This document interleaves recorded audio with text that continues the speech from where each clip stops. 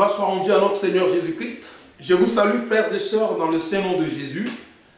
Alors ce soir, nous allons encore continuer notre étude. Nous avons déjà vu les thèmes concernant le Fils de Dieu, la repentance, le baptême d'eau au nom de Jésus. Et maintenant, nous allons aborder le sujet concernant le Saint-Esprit. Nous avions vu dans le livre de 1 Corinthiens, chapitre 3, à partir du verset 10 jusqu'au verset 11, l'apôtre Paul qui disait que j'ai posé le fondement comme un sage architecte, que chacun prenne garde à la manière dont il bâtit dessus. Et nous voyons encore dans Éphésiens, chapitre 2, verset 20, que l'Église a été édifiée sur le fondement des apôtres et des prophètes, Jésus-Christ lui-même étant la pierre angulaire. Ainsi, nous voyons dans le livre aux Hébreux, au chapitre 6, versets 1 à 2, ce fondement exposé. Et l'apôtre Paul dit, sans poser de nouveau le fondement du renoncement aux œuvres mortes, c'est-à-dire la repentance, de la foi en Dieu, de la doctrine des baptêmes, du jugement éternel, de l'imposition des mains et de la résurrection des morts. Et là, nous voyons donc les 6 doctrines principales de l'Église. Alors, ayant vu les dispensations pour nous situer par rapport au temps et comment il ne faut pas confondre les enseignements, nous avons donc parcouru ce qu'il fallait faire en tant que chrétien pour être sauvé. On a vu le leader, l'autorité déléguée de cette dispensation qui est Simon-Pierre. Et dans Actes chapitre 2, au verset 38, en réponse qu'il avait donnée lorsque la question a été posée de savoir que devons-nous faire, au verset 37 du chapitre 2, il a répondu, repentez-vous et que chacun de vous soit baptisé au nom de Jésus pour le pardon de vos péchés et vous recevrez le don du Saint-Esprit. Alléluia. Alors donc, vous vous êtes repentis, vous avez reçu le pardon de vos péchés par le baptême au nom de Jésus, comme l'apôtre Paul même le témoignait dans Actes, chapitre 22, verset 16. Lève-toi, sois baptisé et lavé de tes péchés en invoquant le nom du Seigneur. Donc le baptême d'eau n'est pas fortuit. Le baptême d'eau a un sens. Le baptême d'eau a un apport spirituel, une bénédiction grandiose dans la vie d'une personne. C'est le moyen par lequel Dieu nous lave et que le Seigneur opère la circoncision spirituelle, comme cela est dit dans Colossiens chapitre 2, verset 11. Alors, aujourd'hui, il est question du Saint-Esprit. Qu'est-ce que le Saint-Esprit? Comment peut-on parvenir à recevoir le Saint-Esprit? Comment sait-on qu'on a reçu le Saint-Esprit? Alors, pourquoi Dieu donne-t-il le Saint-Esprit? Alléluia. Alors, nous allons voir aujourd'hui ces thèmes-là. Et si nous n'avons pas pu tout parcourir, nous continuerons la prochaine fois. Alors, le Saint-Esprit, c'est quoi? Le Saint-Esprit, la Bible dit dans le livre de Jean, chapitre 4, verset 24, que Dieu est esprit. Alléluia. Donc, l'Esprit, le Saint-Esprit, c'est Dieu. Alléluia. C'est le Père lui-même qui est le Saint-Esprit.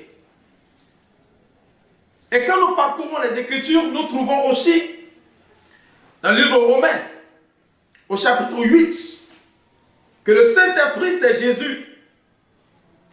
Alléluia.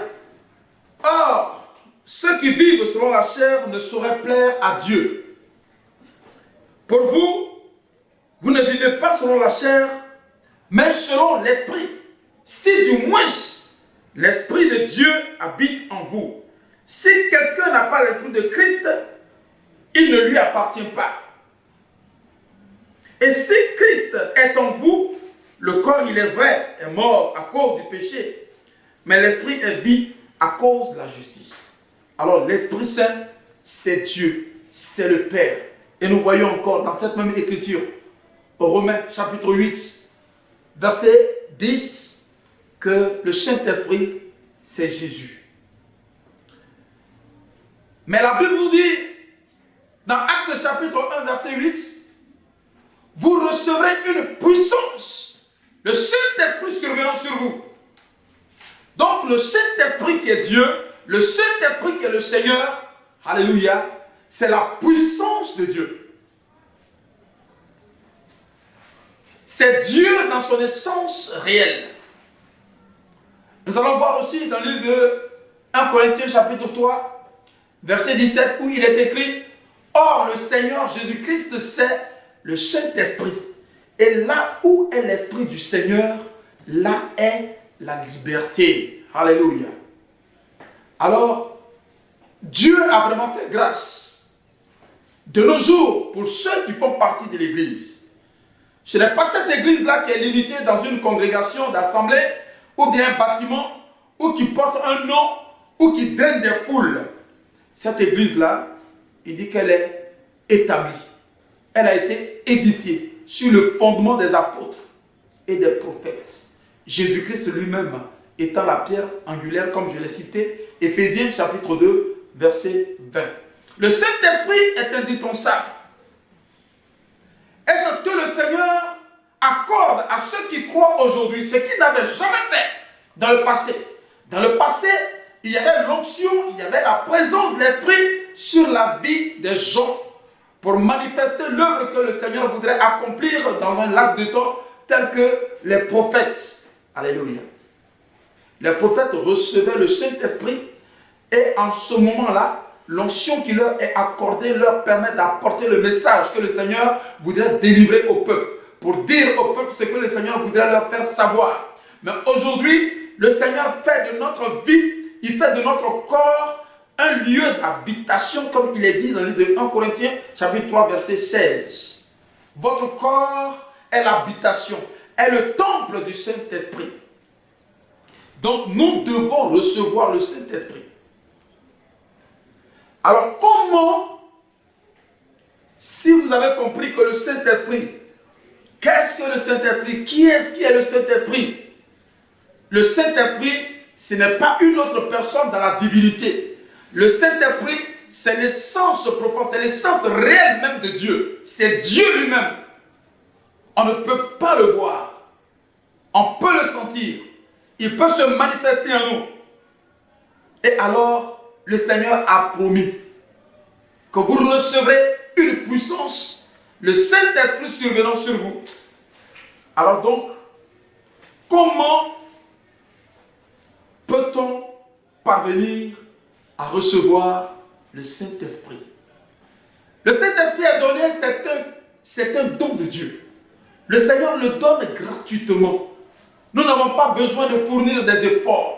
Nous n'avons pas besoin de parcourir je ne sais quoi. Mais il y a l'humilité que le Seigneur nous demande. Et il y a la repentance qui conditionne la venue du Saint-Esprit dans la vie de chaque âme. Comme nous pouvons lire dans le livre de Jacques, au chapitre 4, où le Seigneur exhorte ses enfants par rapport au Saint-Esprit. Donc nous prenons le livre de Jacques, chapitre 4. On peut lire depuis le verset 4. Parce que le caractère charnel a habité souvent les enfants de Dieu. Ce que le Seigneur n'aime pas. Parce que le Saint-Esprit a ses caractéristiques, a une fonction, a un rôle à jouer dans la vie des enfants de Dieu. Au verset 4 du chapitre 4 de Jacques, il dit « Adultères que vous êtes, ne savez-vous pas que l'amour du monde est inimitié contre Dieu?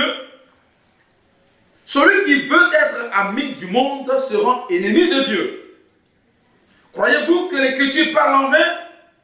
C'est avec jalousie que Dieu chérit l'Esprit qu'il a fait habiter en nous. Il accorde au contraire une grâce excellente. C'est pourquoi l'Écriture dit « Dieu résiste aux orgueilleux, mais il fait grâce aux humbles. » Alléluia. Alors, soumettez-vous donc à Dieu. Résistez au diable et il fuira loin de vous. Maintenant, il faut prêter attention à ce qui va suivre à partir du verset 8. Approchez-vous de Dieu et il s'approchera de vous. Nettoyez vos mains pécheurs. Purifiez vos cœurs, hommes irrésolus. Sentez votre misère. Soyez dans le deuil et dans les larmes. Que votre rire se change en deuil et votre joie en tristesse. Humiliez-vous devant le Seigneur et il vous élèvera. Alléluia. Alors lorsque tu cherches le Saint-Esprit, lorsque tu voudrais que le Seigneur te fasse cette grâce et qu'il te bénisse et qu'il manifeste ce don, il faut marcher, il faut te comporter, il faut appliquer dans ta vie un comportement d'humilité, d'effacement. Alléluia. Et sois dans la résolution d'offrir ta vie au Seigneur. Dieu nous dit dans le livre aux Éphésiens, chapitre 2, versets 8 à 10. Vous êtes sauvés par la grâce, par le moyen de la foi. Cela ne vient pas de vous, mais cela vient de Dieu. Ce n'est point par les œuvres, afin que personne ne se glorifie. Et au verset 10, il va dire, vous êtes son ouvrage, créé en Jésus-Christ, pour de bonnes œuvres qu'il a préparées d'avance, afin que nous les pratiquions.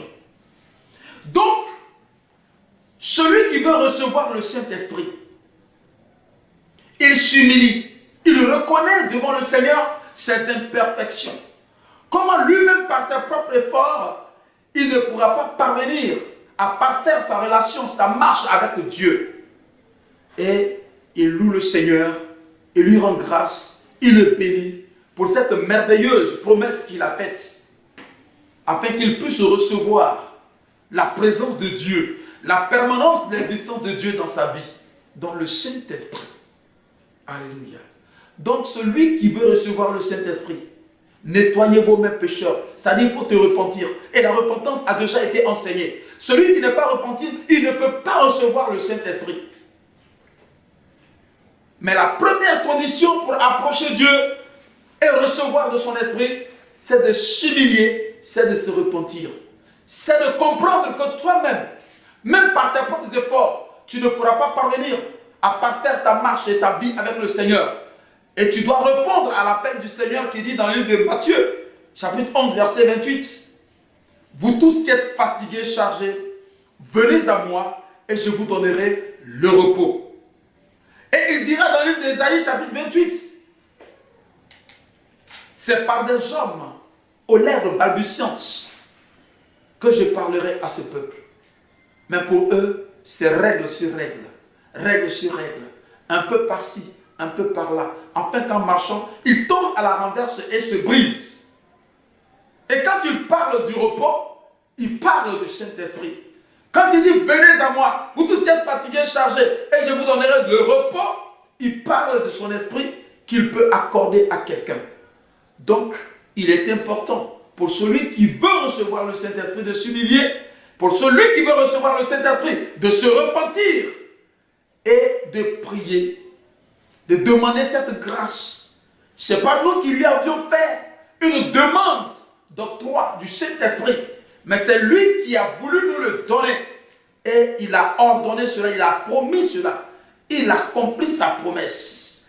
Donc le Seigneur donne son esprit à celui qui s'humilie, à celui qui se repent, à celui qui sait persévérer. Alléluia. Alors, comment peut-on se préparer à recevoir le Saint-Esprit?